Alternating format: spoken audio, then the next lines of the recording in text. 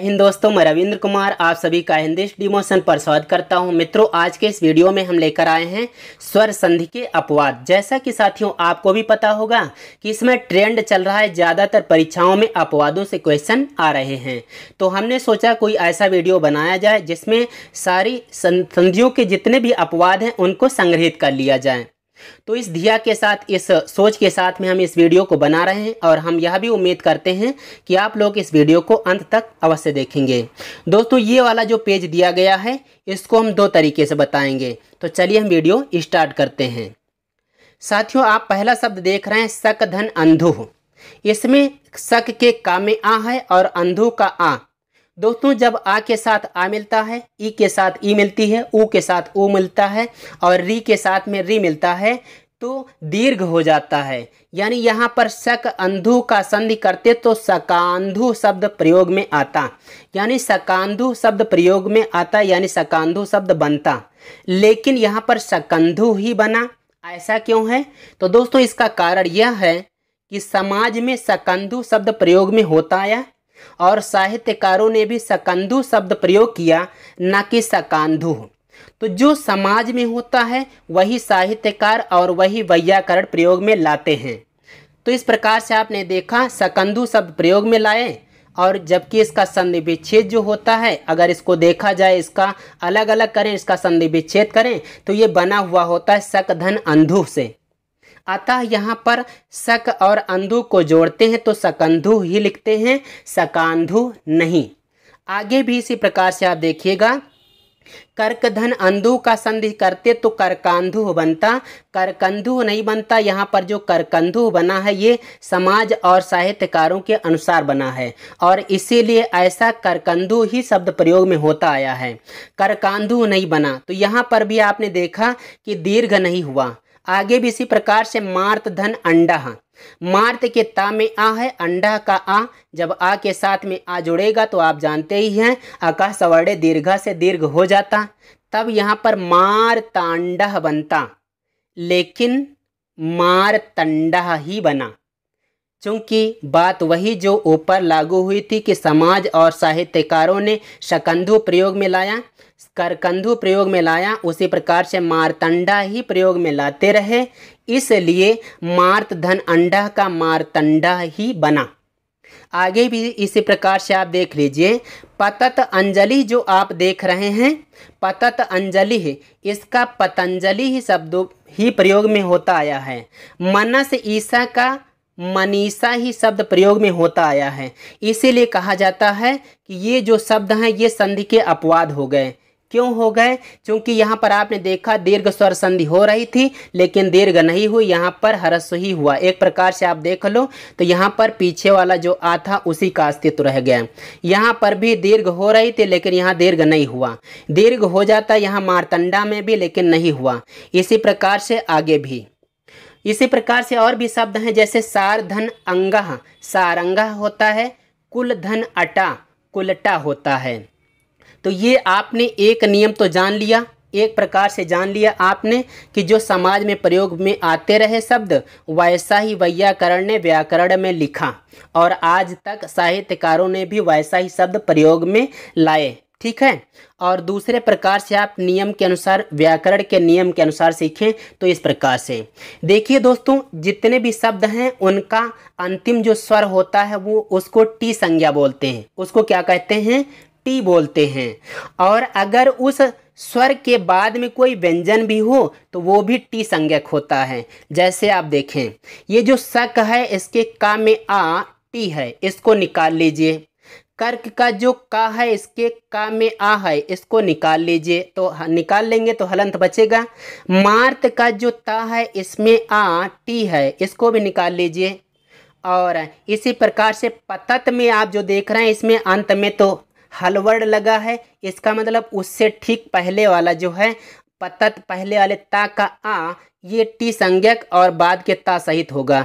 यानी यहाँ से पत के ता में हलंत लगा लीजिए और उसके बाद का जो ता है इसी आ में मिला रहेगा। आगे भी देखिए, मनस, मनस में आप देख रहे हैं अंत में तो व्यंजन है, इसका मतलब उस व्यंजन से पहले जो स्वर है वो टी है लेकिन उस व्यंजन सहित है। यानी जो मनस में अस बचेगा ये टी है। तो दोस्तों इसको टी बोलते हैं। और व्याकरण के अनुसार ये जो टी होता है ना, ये आने वाले स्वर में मिल जाता है। तो आने वाला जो स्वर होता है उसी का अस्तित्व रहता है, टी का अस्तित्व खत्म हो जाता है। ठीक उसी प्रकार से जैसे चीनी पानी में मिलती है तो पानी ही दिखने में आता है, चीनी दिखने में नहीं आती है। तो इसी प्रकार से यहाँ पर भी हुआ कि शक के का के आ को निकाला गया, कर्क के का के आ को निकाला गया, मार्त के ता के आ को निकाला गया, पतत के अत को निकाला गया, मनस के अस को निकाला गया। ये टी संज्ञक थे और ये जब आने वाले स्वर में मिल गए तो आने वाले स्वर का ही यहाँ पर आप अस्तित्व देख रहे हैं, वही बचा और पहले वाले जो थे वो हट गए, एक प्रकार से उसी में विलीन हो गए। जैसे कि हमने बता ही दिया कि जो टी संज्ञक थे इनको आप चीनी समझ लीजिए, और ये जब चीनी आने वाले स्वर यानी पानी के साथ मिले तो पानी ही दिखा, यानी इस प्रकार से ये जो बना है सकंधु, इसके का में जो आ है ये अंधु का आ है, करकंधु के का में जो आ है या अंधु का आ है, मारतंडा के ता में जो आ है ये अंडा का आ है, और पतंजलि के ता में जो आ है ये अंजलि का आ है। इसी प्रकार से मनस के मनीषा के ना में जो ई है यह ईसा की ई है, यानी बाद वाले स्वर का अस्तित्व रह गया, पहले जो टी संज्ञक थे वो बाद वाले स्वर में मिल गए। उम्मीद करते हैं कि आप इसको समझ गए होंगे। और दूसरी चीज़ आप ये भी देख लीजिए, हमारे मन में भी कभी आता था कि देखिए यहाँ पर नियम तो नहीं लागू हुआ दीर्घ स्वर संधि का, तो हम दीर्घ स्वर संधि नाम कैसे देंगे। बिल्कुल सही सोचे, पहले हम लोगों को जो भ्रम हुआ वो बिल्कुल सही होता था। हमने सोचा उस भ्रम को आपके भी सामने इस भ्रम को दूर कर दें। तो देखिए यहाँ पर दीर्घ स्वर संधि का नियम नहीं लगा, इसका मतलब यहाँ पर दीर्घ स्वर संधि भी नहीं है। तो क्या है, आप देख रहे हैं कि शक का जो का है इसके बाद में अंधु, जो अंधु का आ रहा था यही यहाँ पर अस्तित्व में आया। कर्क का जो का है इसके बाद में अंधु आ रहा था, इसी का ही अस्तित्व में आया। मार्त का जो ता है उसके बाद में अंडा का आ, यही अस्तित्व में रह गया। पतत का जो पत है और बाद में अंजलि का आ, इस अंजलि का के आ का ही अस्तित्व रह गया। यानी जो बाद में स्वर था, यानी जो पर में स्वर था उसी का अस्तित्व रह गया, तो पर में जो स्वर था उसी का ही रूप रह गया, इस प्रकार से कह लीजिए। तो जब पर का ही रूप रह जाएगा तो वहाँ पर रूप संधि हो जाएगी। उम्मीद करते हैं आप इसको भी समझ गए होंगे।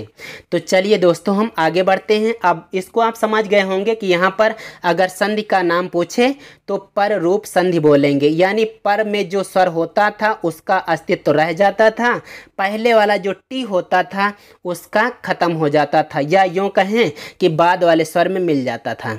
अगला जो दिया गया है तो ये देखिए, अगला जो दिया गया है ये स्वाधन ईरा। अगर यहाँ पर संधि करते तो गुण स्वर संधि होती। गुण स्वर संधि के अनुसार जब आ के साथ ई मिलती है तो ए बनता है, यानी स्व ईरह का स्वेरह बनता, लेकिन स्वैरह प्रयोग में आया। चूंकि समाज में और साहित्यकारों ने स्वैरह पद प्रयोग में लाया, इसीलिए व्याकरण में भी स्वैरह पद प्रयोग में लाया गया, यानी वृद्धि की गई है। गुण नहीं हुआ, वृद्धि हुई, यानी जो स्व और ईरा है तो स्वेरह नहीं किया गया, यानी गुण नहीं किया गया। जब गुण नहीं किया गया तो गुण संधि भी नहीं है। क्या किया गया तो आय किया गया, यानी वृद्धि की गई है, अतः यहाँ पर कहा जाएगा वृद्धि संधि है। तो जिस प्रकार से स्व ईरा का स्वैरह बनेगा, इसी तरीके से स्व ईरी का स्वैरी बनेगा, स्वेरी नहीं बनेगा। स्व ईरम का स्वेरम नहीं बल्कि स्वैरम बनेगा। इसी तरीके से स्व ईरड़ी का स्वेरिड़ी नहीं बल्कि स्वैरिड़ी बनेगा। आपने यहाँ पर देखा गुण हो रहा था, इसमें भी गुण हो रहा था, इसमें भी गुण हो रहा था, और स्व ईरड़ी में भी गुण हो रहा था, लेकिन गुण ना होकर वृद्धि आप देख रहे हैं, आपके सम्मुख ये वृद्धि दिख रही है। तो इसलिए यहाँ पर कौन से नाम देंगे, किस संधि का नाम देंगे, तो वृद्धि संधि का नाम देंगे। सूत्र की बात अगर कर लें तो यहाँ पर स्वादि रेरिडोह सूत्र नहीं बल्कि ये वार्तिक है। स्वादि रेरिडोह वार्तिक के अनुसार यहाँ पर संधि हुई और यहाँ पर संधि का नाम वृद्धि बोला जाएगा। ठीक है, आगे जो बचा है अंतिम वाला, इस पेज का अंतिम वाला और भी है, जाइएगा नहीं। आगे जो बचा है अच्छ ऊहिनी, आप देख रहे हैं अच्छ के छ में आ है और बाद में ऊ आ रहा है, इसके अनुसार आ और ऊ मिलकर ओ बन जाते, तब बनता अच्छोहिड़ी।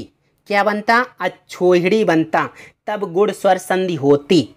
लेकिन समाज में अच्छोहिड़ी नहीं अच्छोहिड़ी प्रयोग में लाया जाता रहा, इसलिए वैयाकरण ने भी अच्छोहिड़ी शब्द प्रयोग में लाया, क्योंकि अच्छोहिड़ी जो शब्द है दोस्तों सेनावाचक शब्द है।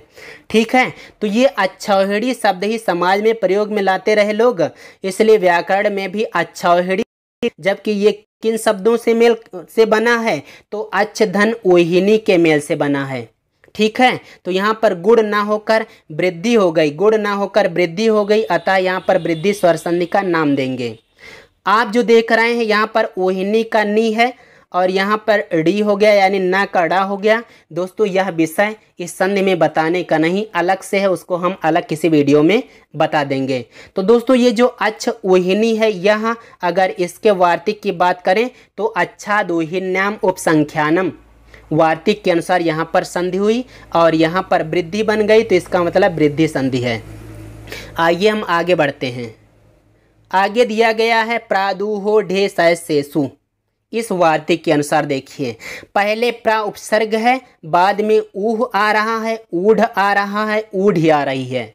तो यहाँ पर जब इस उपसर्ग के बाद में जब ऊ आया है तो ओ नहीं हुआ, अगर आ के साथ ऊ आता है तो ओ होता है, यानी गुण संधि हो जाती है। लेकिन जब प्रा के साथ ऊह आए, प्रा के साथ में ऊढ़ आए, प्रा के साथ में जब ऊढ़ आए तो वहाँ पर गुण ना होकर वृद्धि हो जाती है, यानी गुण ओ ना होकर औ हो जाता है, इसीलिए प्रा ऊहा का प्रौढ़ा हुआ है, प्रा ऊढ़ा का प्रोढ़ा नहीं बल्कि प्रौढ़ा हुआ है, प्रा ऊढ़ी का प्रोढ़ी नहीं प्रौढ़ी हुआ है। तो वृद्धि यहाँ पर भी, वृद्धि यहाँ पर भी, वृद्धि यहाँ पर भी हुई है, इसलिए वृद्धि संधि है। इसको भी आप समझ गए होंगे। आगे जो दिया गया है प्रारिच्छति, दोस्तों यहाँ पर अगर वार्तिक की बात कर लें, सूत्र यहाँ पर लगेगा, वास्तव में सूत्र लगेगा उपसर्गादृति धातों, जब अकारांत उपसर्ग के बाद में रिकार आदि धातु आती है तो जो अकार होता है वो और बाद में रि दोनों का मिलकर अर यानी गुण ना होकर वृद्धि हो जाती है। यहाँ पर आप देखें, प्रा का आ, रिच्छत का री, आ री अर होता है, गुण हो जाता है, लेकिन यहाँ पर दीर्घ हो गया यानी वृद्धि हो गई, दीर्घ नहीं वृद्धि हो गई, आर हो गई। अर का आर होना, अर होना गुण है, आर होना वृद्धि है, तो यहाँ पर वृद्धि हुई प्रार्छति। इसी प्रकार से उप का आ और री जब मिलेंगे तो अर हो जाए, लेकिन नहीं, उपसर्गादृति धातु सूत्र के अनुसार अकारांत उपसर्ग के बाद में जब भी रिकार आदि ह्रस्व रिकार आदि धातुएं आती हैं तो अर ना होकर आर यानी वृद्धि हो जाती है। इसीलिए यहाँ पर प्रारिच्छत का प्रार्छति नहीं प्रार्छति, उपरिच्छति का उपरछति नहीं उपार्छति बना है। तो यहाँ पर भी दीर्घ वृद्धि है, यहाँ वृद्धि, यहाँ वृद्धि, यहाँ वृद्धि, यानी इन सभी में वृद्धि संधि है। आइए हम आगे भी देखते हैं। आगे जो है ये आखिरी पेज है, इसको भी देख लेते हैं। ये जो दिया गया है सुख ऋतः और दुख ऋतः, ये है ऋतेचा तृतीया समास से। अगर आप चाहें तो सूत्र को वार्तिक को याद करें अथवा आप सीधे सीधे देख लीजिए। जब दोस्तों इस सुख शब्द के बाद में ऋत शब्द आया है तो आर री मिलकर अर हो जाता, लेकिन ऋतेचा तृतीया समासे के अनुसार अर ना होकर आर हो गया, यहाँ पर देखिए सुखार हो गया। इसी प्रकार से दुखरिता, दुखरिता ना होकर दुखारता यानी वृद्धि हो गई है। आगे भी देखिए, आगे दिया गया 10 ऋणम। 10 ऋणम का अगर संधि कर लेते सिंपल से गुण संधि के अनुसार तो दसरडम हो जाता, दसरडम। और इसी प्रकार से ऋणरडम, इसी प्रकार से वसनरडम हो जाता। लेकिन ये विशेष वार्तिक विशेष सूत्रों के अनुसार इनको अलग कोटि में रखा गया और कहा गया कि जब ये ऋणम के साथ में आ जाएंगे तो वहाँ पर गुण ना होकर वृद्धि होगी, अतः यहाँ पर 10 ऋणम जो आ री अर होता है इसको यहाँ पर आर हो गया। यहाँ पर भी ऋण का आ और ऋण का री मिलकर अर ना होकर आर हो गया। यहाँ पर भी ना का आ और ऋणम का री मिलकर अर ना होकर आर हो गया। तो अर ना होकर आर हो गया। यहाँ पर भी ऋणारणम भी ना होकर ऋणारणम हो गया। वसनरणम ना होकर वसनारणम हो गया। तो यहाँ पर वृद्धि होने के कारण यहाँ पर वृद्धि संधि हो गई।